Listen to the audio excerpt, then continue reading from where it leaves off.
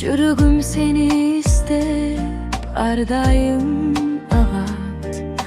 Gözlerim karasam tinçtik tabam.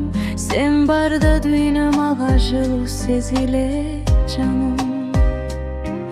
Sen benim carığım, tünümdüğü ayım.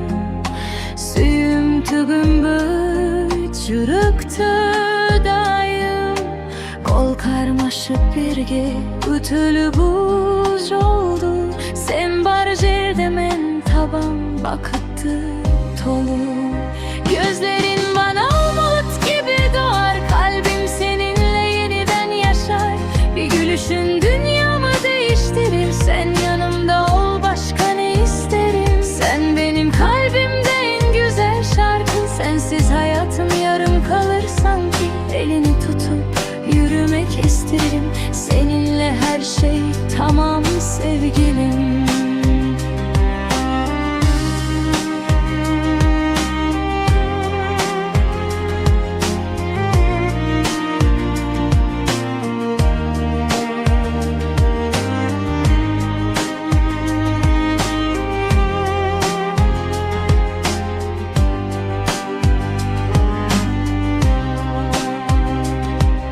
Sen benim carığım, tünümdüğü ayım.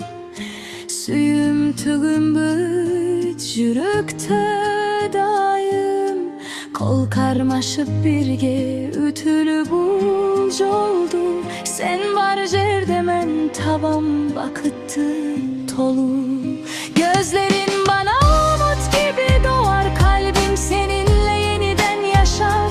Bir gülüşün dünyamı değiştirir. Sen yanımda ol, başka ne isterim. Sen benim kalbimde en güzel şarkı. Sensiz hayatım yarım kalır sanki. Elini tutup yürümek isterim. Seninle her şey tamam sevgilim.